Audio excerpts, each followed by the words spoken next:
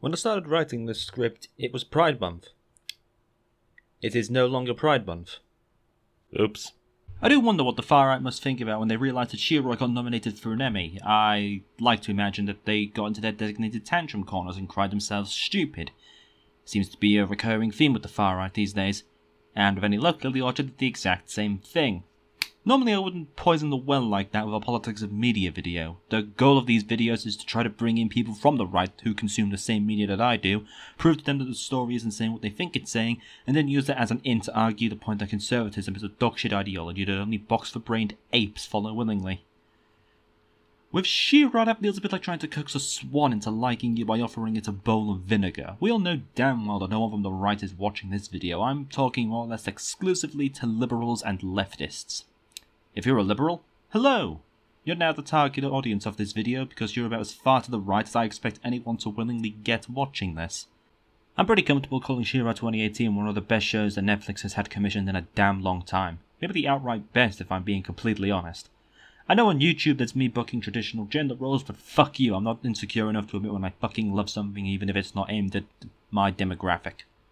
Based on the old Masters of the Universe franchise, which I have had essentially no exposure to my entire bloody life outside of fringe-worthy clips on YouTube, action figure adverts on old Action Man videotapes, Family Guy cutaway clips, and clips from Jim Sterling. I went into this series more or less totally blind and without a clue what to expect. I don't even remember why I watched it. I just remember looking forward to it and then it arrived, and then watching it when it finally came out.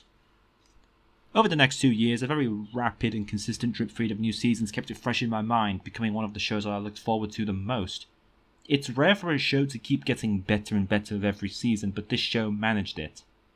Each season threw at us a new concept, advanced its overarching plot, and kept introducing characters who stood on their own 2 feet, visually distinctive, and were flawed and sympathetic to an alarming degree. Why the fuck do I feel sympathy for Rogelio? He's a giant lizard man willingly collaborating with a fascist regime. And of course, me being me, I was able to read a lot into the various politics of this series, and oh boy, there is a lot of politics in She-Ra. And for once I get to actually make that statement unambiguously because being gay is apparently still politically relevant. Depressingly.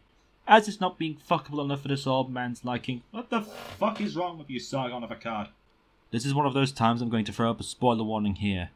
If you haven't seen She-Ra 2018, go and watch She-Ra 2018. I'm not kidding.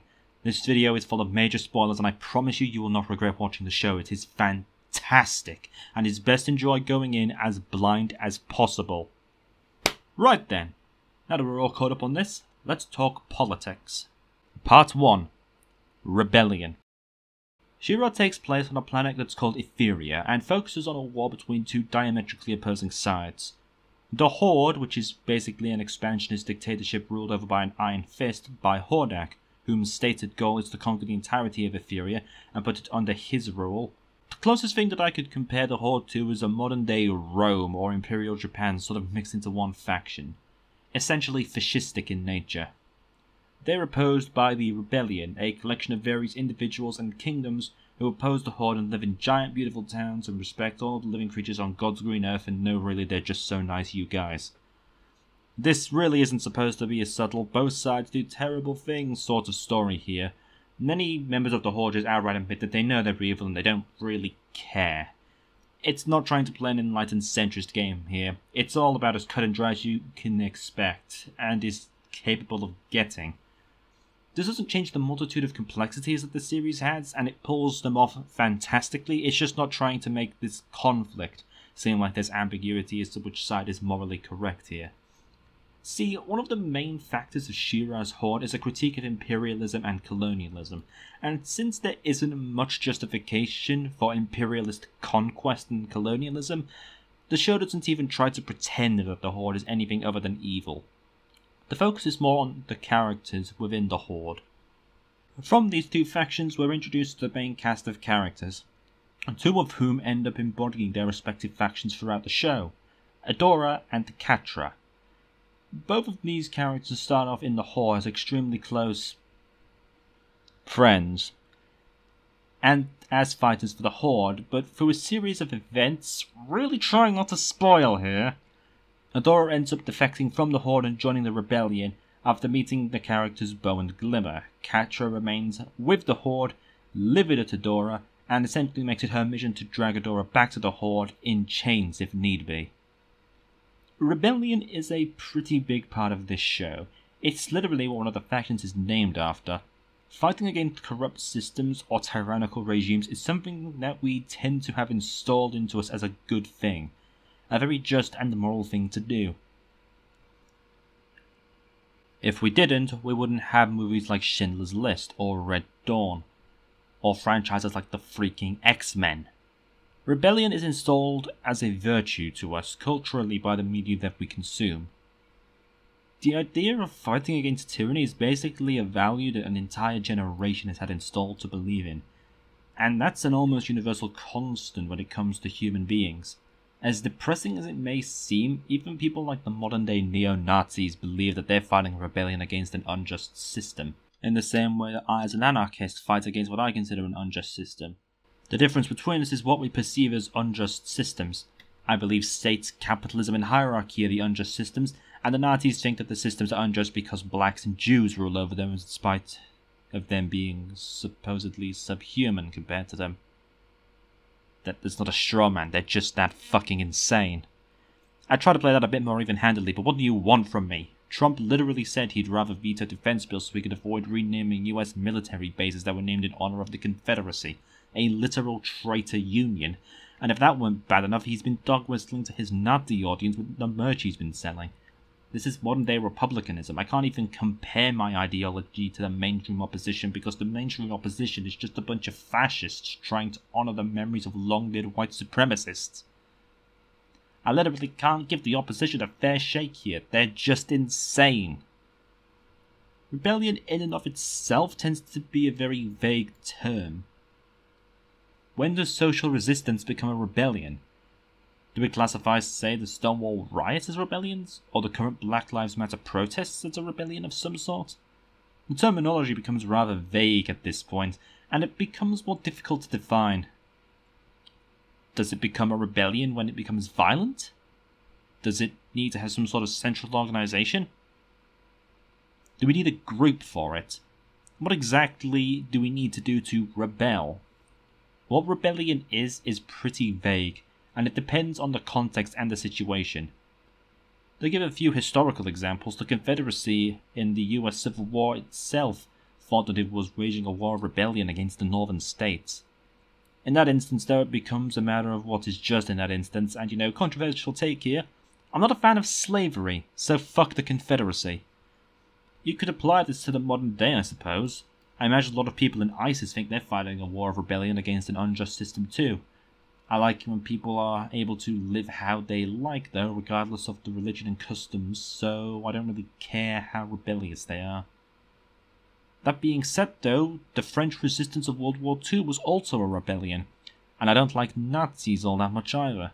What I'm getting at here is that rebellion is a tool, like violence or like a gun.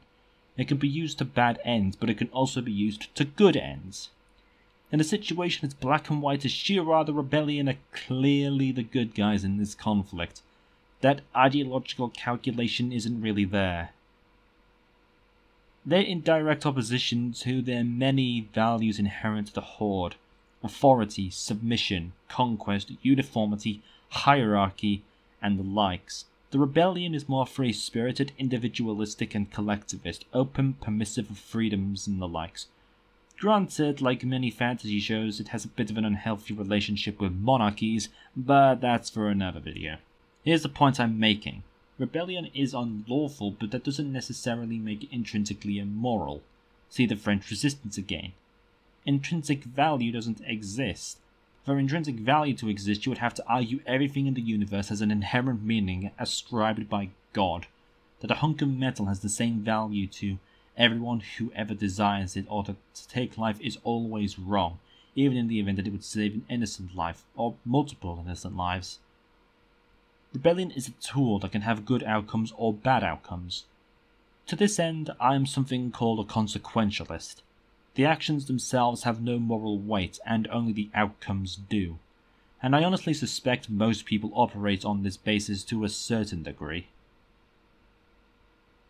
It's like that one moral question where you're on a bridge, and there's a train incoming, and you have a lever that can change the path the train goes on. The train is set to collide with 5 people, but if you pull the lever, the train will change paths and hit 1 person. As a consequentialist, I would have to say that the moral thing to do would be to pull that lever and save more lives. Of course, what I consider good relies on my own moral framework. I like humans, and I want humanity to do better, improve, evolve, and become a glorious space federation. That's my moral framework. Someone else could have a moral framework letting 5 people die is the more just moral option in their mind. This is why there is nuance when it comes to things like rebellion. What system is being fought to be overthrown? Who is being hurt by it? How many are being hurt by it? Can the system manage to fix itself and help those people? In the case of She-Ra, there isn't any of this ambiguity. It's fight the Horde or they will conquer us and rule us with an iron fist. In the real world, there is that ambiguity. It's why I believe in revolution and why I think that it's an inevitability. Capitalism is grinding itself to death, and all over the world it's getting harder and harder to get by under neoliberal establishments. Wages going down while prices keep going up. COVID didn't help matters either. To me, it looks like revolution is something that's going to happen regardless. I don't advocate for it. I think it's going to happen whether we like it or not. I state it as a matter of fact. And what exactly is rebellion if not another term for revolution? Let's dive into dictionary definitions, but shut up. The point I'm trying to make here is that these two things can turn into one another pretty easily, and that we have to necessarily be prepared to answer these questions, because a mixture of climate change, late-stage capitalism, and the rise of white nationalism, fascism, and possibly neo-Nazism is going to bring this up over and over again until it's established and dealt with. It's a matter of using the tools of rebellion to create a world that's better than before. Ideally, one of socialism, and that we have to be careful that the far right doesn't have their revolution first, and turn the world fascist. There isn't really any ambiguity when it comes to She-Ra's rebellion being justified. What there is ambiguity in is Part 2, Redemption. Last chance to avoid spoilers now, this segment is going to be full of them. Politically speaking, redemption is an odd thing to consider, especially when it comes to online politics. One thing to note is that online politics can be fucking brutal. There are segments and sub-factions everywhere in online politics, just like in real life politics, but the contentiousness of the online political sphere is pretty damn immense. And there are a large number of people whom the idea of redemption is impossible to. I've met a lot of leftists who think that if someone was a fascist, a Nazi, a Republican, or even just a conservative, whatever, that there was no point in trying to reform them or even redeeming them. That they're just lost and there's no hope for them. That's not the position I take here. Mostly because if I listened to these people, I would still be a fascist. I used to be very right-leaning. In fact, I supported the British political party known as the BNP, the British Nationalist Party, which got its origins as a literal neo-Nazi party. I was a full-blown believer in the British Empire's legitimacy, justness, somehow convinced myself that Canada, Australia, New Zealand and the entire Commonwealth were still subservient to Britain, and supported the idea of a second British Empire. To put it bluntly, I was fucking insane! This was before I even understood that there was a left-right distinction to be had when it came to political leanings.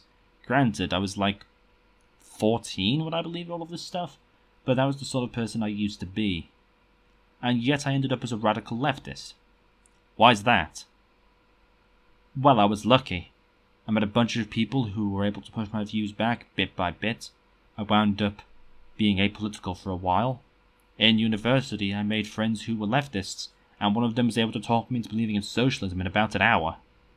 I found my way into online leftist spaces, particularly that of Vosh's, and now I'm here. All of this happened when I was still contentious about leftism. In my mind, it still meant the USSR.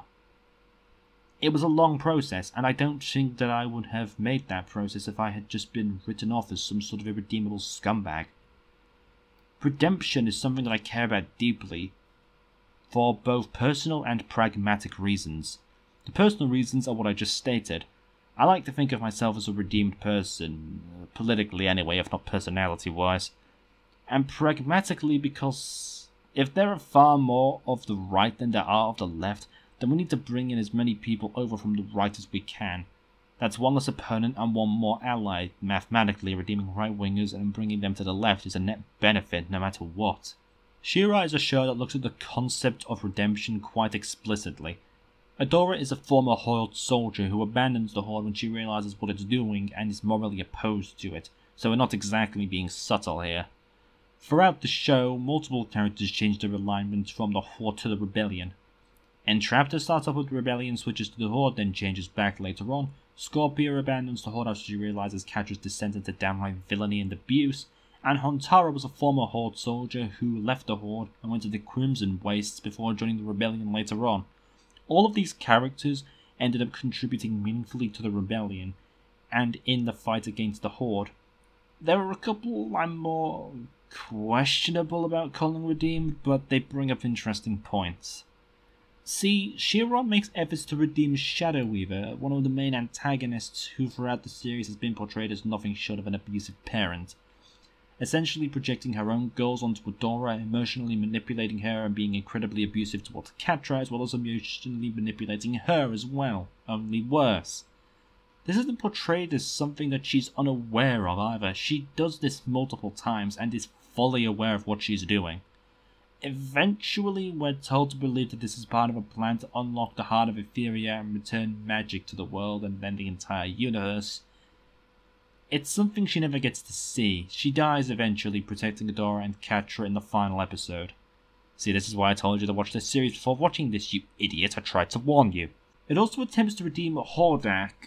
Okay, so essentially in Season 3 we learn Hordak is a clone of someone called Horde Prime who shows up at the end of Season 4, who had a giant space empire. He becomes the new main villain and Hordak is turned into a sniveling servant after being reset. While he eventually regains his previous sense of self, he is taken over by Horde Prime. It's complicated. And after Horde Prime is defeated, he more or less just seems to give up on the whole world conquest thing and hitches with Entraptor. We'll come back to those shortly, but we can't have a conversation about redemption in She-Ra without talking about everyone's favourite, Catra. Catra is easily one of the most complicated characters of She-Ra, and much of the show focuses on her and her actions. As the show begins, she's fairly small fry, slowly rising through the ranks, but effective and also a minor player in the Horde at large. In spite of this, she is ambitious and incredibly good at her job. Dedicated too, especially after Adora leads the Horde. Throughout the series, Catra becomes more and more obsessed with defeating the Rebellion, going to extreme lengths to accomplish her goals. At one point, she is literally willing to take a, well, I'll consider it a win if the entire world blows up and we all die stance. She becomes more cruel and willing to engage in dirty tricks, and put others in danger time and time again in order to achieve her goals. She's even willing to risk her former squadmates' lives for seemingly no other reason than to ensure a series of supplies reaches Horde headquarters on schedule. Her orders become more and more irrational, and she lashes out over things that people have no control over. She isn't a good person. She really isn't. Time and time again, she shows that she's very willing to put whoever she needs to at risk in order to get what she wants. She is willing to throw people aside when she feels the need to. She shows an obsession with getting power and authority over others, and crushing those that don't take the knee before her. Does that mean that she didn't deserve redemption? Absolutely not. See, a lot of what happened to Catra can be chalked down to something called socioeconomics. Socioeconomics is a term that refers to the conditions that someone finds themselves in, typically ones that they can't control. It's a term often used by sociologists to figure out various issues within society. To give an example, it is a fact that poor people commit more crimes. Why is this? Well, the socioeconomic factors would dictate that on average, people who are poorer tend to have less educational prospects, and grow up in poor housing conditions.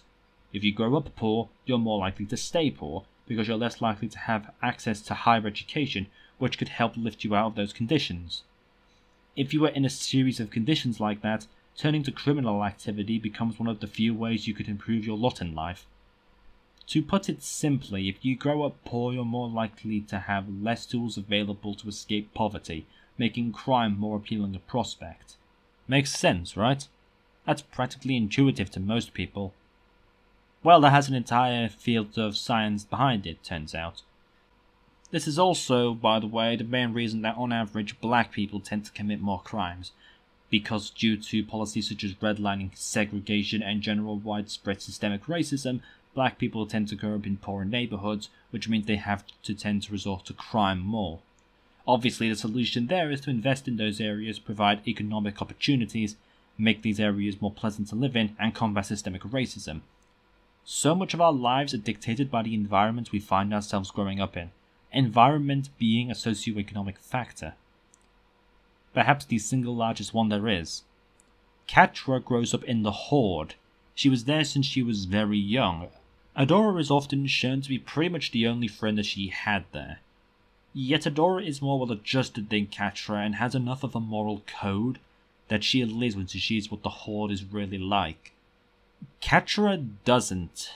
Because as I said earlier, Catra was subject to a lot of abuse by Shadow Weaver, while Adora wasn't, but Adora protected Catra and was there for her, so when Adora left, that to Catra read as a personal betrayal. When you think about it from Catra's perspective, Adora in part pretty much just left Catra to have to face Shadow Weaver on her own, and it's not like Adora wasn't unaware of how she treated Catra. It's not like you can necessarily even blame Adora though. She saw what the Horde was doing and realized it was wrong. What could she do? She tried to get Adora to go with her, but Catra wouldn't. No one is necessarily wrong here from their own perspectives. Catra is in part defined by a desire for acceptance and acknowledgement from the people around her. She reveals early on in the series that throughout the majority of her life she feels like she lives in Adora's shadow, and while betrayed by her, she feels her leaving is also a chance to prove that she isn't worthless, and can rise up in the ranks without her. From her perspective, Adora threw away everything that Catra wanted, for the sake of people she barely even knew. She also has a habit of hiding when she's screwed up, when something has gone wrong or when she's upset. Given the Horde doesn't tolerate failure, this isn't a shock. This is even something Adora takes to heart. This isn't unique to Catra. This is a clear example of environment playing a huge role in determining what a person becomes, which is what I'm trying to stress here. It's hard not to talk about Catra's abuse at the hands of Shadow Weaver, and how that affected her too. I touched on it briefly, but Shadow Weaver constantly emotionally manipulates Catra and degrades her, and for a lot of the show it's shown to affect Catra. This one's a bit personal to me, directly towards me. I'll leave it at that. In my research for this, I realized I was in way over my head. There are so many complexities in an upbringing and environment that make the head spin. Actual survivors of abuse, people who understand what it looks like, and experts have made incredible posts on this, who describe it far better than I'm capable of doing. And I'd like to read a couple of those segments, but I'll leave links to them in the description because there are a lot of in-depth and really insightful ones, and because I really want to portray this in the light that it deserves to be portrayed in. From the get-go, it's pretty clear that in their formative years, Shadow Weaver played the role of a stereotypical narcissistic parent. In this dysfunctional family unit, Adora was known as the Golden Child, the kid that receives all of the praise for even the smallest of achievements and earns credit for everything. Conversely, Catra was the scapegoat, the kid who was blamed for everything, and was decidedly never good enough at anything. One of the more common tactics used by a narcissistic parent is triangulation, in which the golden child and scapegoat are pitted against one another, causing emotional deterioration of both parties. It is this manipulation that honestly drives the core relationship between Catra and Adora, and is what really makes me keep watching the show. I've honestly never seen such a clear-cut, realistic depiction of an emotionally abusive family unit in a kid's show. Growing up in a position similar in my own family, all of Catra's decisions just make so much sense to me. Of course, she would do anything to, in her mind, one-up Adora, because she has literally never won anything, not even once. And yeah, maybe to a normal person it would seem excessive. I mean, ending the whole world just to beat Adora. But you have to consider that growing up in an environment like that really stunts your emotional growth. You get stuck as a child in a pathetic, helpless game, where no matter how hard you try, you can never be viewed as anything of value.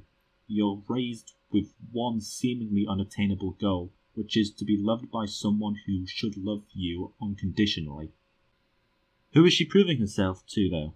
She knows that Shadow Weaver and Hordak don't care about her. Well, actually, she doesn't know. When you grow up in that environment like that, the one thing you lack as a child is validation. No one's ever told her, "Good job, Catra," or "Nice going, Catra," or showed her any sort of affection whatsoever. She has no experience with anything of the sort. Probably only Adora has, and honestly, when you're in the mind of the scapegoat, you feel like any affection shown to you by the golden child is out of pity, as if they're mocking you and boasting the fact that they're better and more adored than you in your face. But Scorpia is clearly showing her loving kindness, and she's being an a-hole by ignoring her. Again, by all intents and purposes, Catra is emotionally a child. She doesn't know how to deal with affection. Heck, she might not even realize Scorpia is treating her nicely. Catra's violent outbursts. This isn't a characteristic exclusive to abuse survivors, but it adds great depth to the character and makes perfect sense for someone who was physically abused. Catra never learned how to express anger, frustration, or sadness in a healthy way. She expresses it in the way it was modeled to her, by lashing out physically. Never is that more apparent than in her reactions to being betrayed by the two people who mean the most in the world to her. Obsession with strength and power. This is a Horde-wide thing, to be fair. As Adora says, displays of weakness are discouraged, but no one seems quite as obsessed with gaining power and being perceived as strong as Catra is, and this makes perfect sense for an abuse survivor. This drive comes from a desire to protect herself, to make herself so strong and gain so much power that no one can hurt her ever again. This has been confirmed and reiterated several times by Noelle Stevenson in the interviews, and to be hurt again, Catra must have been hurt in the past. Anyone with half a brain cell can infer who the perpetrator was. While Catra received nothing but criticism and denouncing, Adora received constant praise. Adora was rewarded for every shared victory, while Catra was punished for every shared misdemeanor. Adora was promoted, while Catra was scolded for being second best. As a result, Catra developed the psychic complex, and Adora the savior complex. Even Adora stood up for her friend. Shadow Weaver used it as another opportunity to groom the girls. Promise demonstrates the above entirely. During a memory of their childhood, Catra and Adora sneak inside the Black Garnet chamber. However, Catra was the one caught, paralyzed by Shadow Weaver's magic and threatened. When Adora stepped in, the sorceress's entire disposition shifted to that of a loving mother. She gently requested that Adora keep Catra in line, as though Catra is a pet requiring discipline. This was the first time we really got to see the dynamic that Shadow Weaver forced them into, resulting in their rivalry, and eventually all-out war. At the end of the day, it's important to remember, these are environmental factors. And I don't believe in eternally condemning someone for becoming what they do due to their environment. It's not an excuse for the actions that she spent 4.5 seasons committing. What it is an explanation. A combination of abuse and isolation from around the rest of her peers. And the one person who she has a connection with leaving her pushes her further into the environment she spent her whole life in after feeling betrayed. But with Adora gone, the acceptance and companionship she desires is also gone, leaving her with nothing but the drive for power and authority that she wanted as well. And the drive to prove that she was as capable as Adora. This is in part why Catra did calm down somewhat after Scorpion and Trav successfully forced her to become friends with them. Though she pushes them away because she doesn't know how else to act with people. And when she realizes she's done that, she starts to go into a full meltdown. And yet throughout all of this though, it is still heavily implied that Catra's fondness for Adora hasn't gone anywhere, and stay tuned for part 3. But it does go to show that there isn't a monster underneath Catra. In Season 3 we see her almost abandon the Horde herself to go and stay in the Crimson Waste with Scorpia. She lets go over her hostilities towards everything and actually enjoys herself. It's only after Adora lets it slip that Shadow Weaver went to the rebellion. Catra snaps and returns on the warpath. But by now we see through her facade. she isn't happy. She doesn't like this. Do you think the far right enjoys the position they're in? I can speak from experience. The far right is a miserable shithole of self-loathing and desire to be part of something, anything other than the hand of cards that they've been dealt. Does that excuse the far right? Does that excuse me? No, it doesn't, and I don't engage in political activism on the basis that the Nazis and fascists I'm arguing with will probably not have had the best hands in life either. My goal is to crush them. But we also need to be willing to bring in people from the right who want to come from the right. I'll bring in former Nazis, fascists, anyone who will help fight against the far right. It doesn't matter to me. If their desire to leave the right is genuine, I'll work with anyone. We can understand why people become like this, but that doesn't mean that we can just allow them to continue like this. We can try to reform them, but if in the end we can't, then we have to be aware when it's time to put it aside and to crush them. And that's something Adora learned in Season 3. Like I said, none of this was to excuse Catra. Adora was right to do so. But I use Catra as a clear example of what an environment can do to a person. Going back to my earlier point though, I mentioned that Shadow Weaver and Hordak, and I'm not sure what to make of either of them.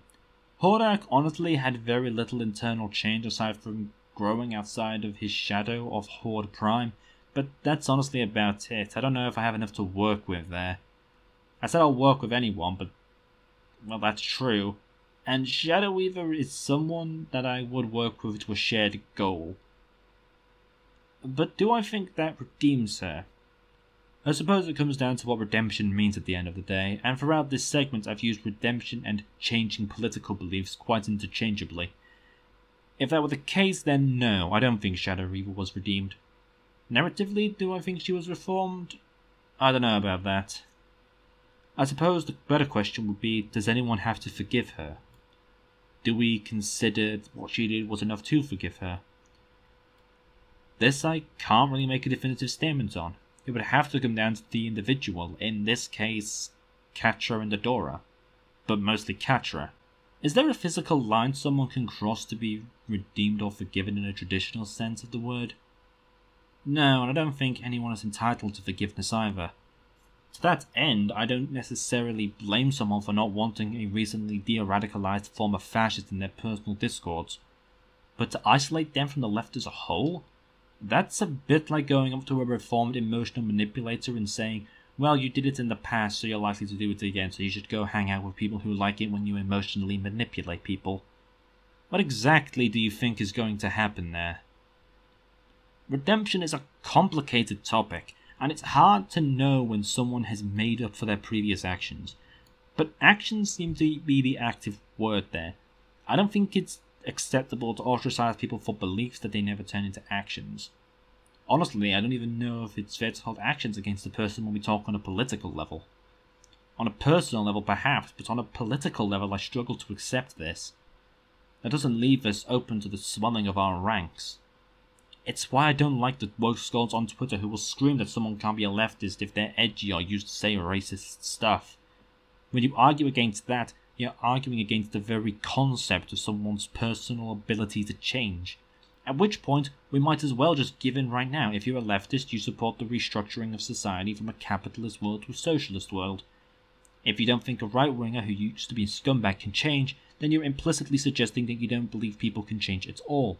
And if that's the case, why try to push for socialism? You don't think people can change. If people can't stop being racist, how the hell do you expect them to stop thinking that socialism is a system that fails every time it's been tried, and that the free markets are the only way to improve the quality of life? It's an argument against the very concept of reformative justice, something that I would hope leftists would be behind. To believe that people can't redeem themselves, or in this case, change for the better, and become an accepting, left-leaning person, but at the same time thinking that people will accept us attempting to reorient the entire world. A, you're not particularly consistent, and B, you're going to be in for the rudest awakening imaginable, because we will lose. The left is not a safe space. That's for your discords. Without numbers, we lose. And by we, I mean you first, because people like me who are white, who are cis-passing, who are male get to live a hell of a lot longer than you will. Hell, if it wasn't for Catra in the final episode of the show, the rebellion might well have lost. And that brings us to Part 3, Representation. Bit of a departure from the other topics that I brought up, but representation is a topic in media that comes up a lot. She-Ra is immensely gay. Like, for real. It's LGBT coded to hell. There are many openly gay characters that the show doesn't shy away from showing them being affectionate on screen. Spinnerella and the Tosser, Bo's parents, Scorpia practically openly crushes on Catra for the entire show, Perfuma is possibly trans. Practically every relevant character in the show is some variation of LGBT, or at least implied to be, including Catra and Adora, who wind up as a couple by the final episode, and it's all fucking glorious. I'm not kidding. I don't think I've seen a show this gay in my entire life, and it's bloody adorable. It's also over the top and extremely well written, with characters that aren't tokenized but are treated with respect, possess their own agency and aren't stereotyped. And let me be clear here, I don't care about these things because they're offensive, though they very much are. I care about them because they're not politically effective. At all. For the main characters of an animated kids show to be this open about their identities, and for the show to really go all in and show that Catra and Adora are actually romantically involved is, well, revolutionary. YouTube and the online spaces in general are pretty reactionary when it comes to representation of minority groups. The Last of Us 2 came out recently at the time of writing, and most of the internet online lost their shit at Ellie being a lesbian and a trans person existing. Good to know that some people haven't bunched an inch in 300 fucking years. So, I'm here to put all your minds at ease. Representation isn't going anywhere, and you found your mythical SJW, who does in fact want to put gay and trans and black people into your shows and video games for their political agenda, and will be open about this. Hello, you've found me. Don't know who I'm speaking to here. As we established, no one further to the right of liberal is going to watch this anyway. Right now we live in some pretty divided times.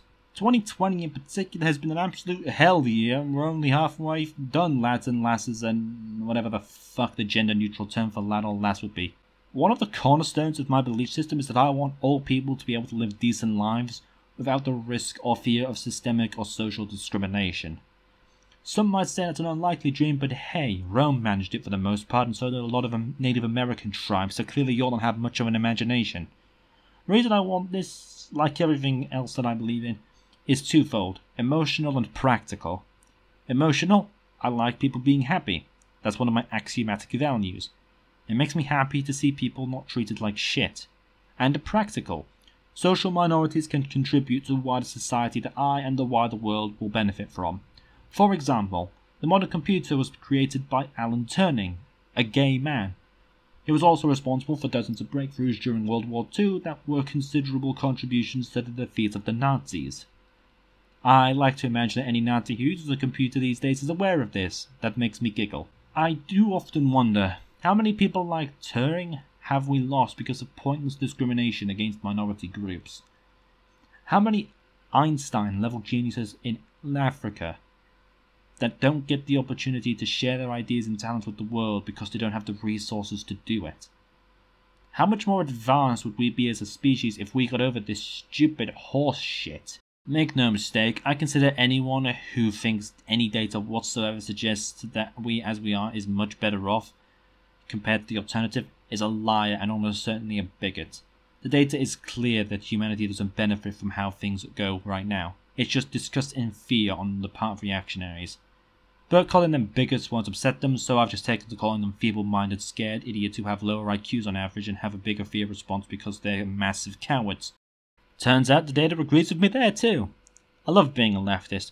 We can back everything with data, even our insults. Also turns out happy workers are productive workers, so I have a bit of a cyclical cycle of axiomatic values going on there. Furthermore, the effects of representation within media have been studied extensively, and it turns out that the more you see, for example, black or gay people in media you consume, the more accepting you tend to be of those groups in real life, provided they're portrayed even-handedly. It's equally possible that you can dehumanize people by portraying them in certain ways, in, say, propaganda, for example. There are also certain traits that you can emphasize and demonize in order to make your viewers see a particular group of people as outsiders. See, our brains are actually hardwired for segregation and creating an us versus them mentality. But what them is incredibly vacuous and can be eliminated by just getting to know them. For example, Nazi Germany, Jewish people had to wear golden stars so they could be identified as Jews. This meant that anyone who knew them knew who they were, knew to avoid them, not to be seen with them, dehumanize them, and when the violence kicked off, target them first. You can also do this with things like the long nose, happy merchant meme, and it goes without saying that you can do this with black skin. It does make one wonder why reactionaries, Nazis, and fascists of the modern day seem to like to target coloured hair people and masculine women so much, huh? Turns out their tactics haven't changed for the better half of a century. But it's also been proven that the smallest bit of humanization and sameness can completely break this effect. For example, there are a lot of German soldiers who had been indicted into anti-Semitic beliefs their entire lives, but dropped them after learning that the Jews that they were interacting with lived in the same neighborhood as them, could speak the same dialect, and so on and so forth. The channel World War II, which covers the Second World War on a week-by-week basis, does a series called Crimes Against Humanity, where I learned this piece of information in a couple of videos, The Neurology of Hate and System of a Nazi Terror. Both of these videos will be linked in the description below if you want more details on this particular effect. Regardless though, this is why I praise She-Ra, and a lot of progressive media that has gay people, trans people, racial and ethnic minorities and the likes. Because that is one of the best ways that we have to slit that balkanization of the other right at the throat before it gets a chance to fester. Part of the reason I got into media production is because I believe that it can be used as a tool to change the perceptions and ideas of people and that they have of one another. Just by being normalized to gay people, trans people and black people makes you far less likely to hold hatred towards one of those particular groups. So if you're a reactionary, you're right actually, I do want to put gays into your media, because you all need to get the hell over yourselves and get used to the fact that gay people will exist no matter what, and that you can bitch and you can moan about it all you like, but it won't change anything. And this wouldn't need to happen if you all would get over yourselves, but you won't, so here we are. But it is also important that this be done well. We're already dealing with a world in which minorities are persecuted, so it is important to make sure that these characters are relatable to the majority of the population if we want to make serious progress. And again, this is something that She-Ra did incredibly well. Its entire cast is incredibly well written.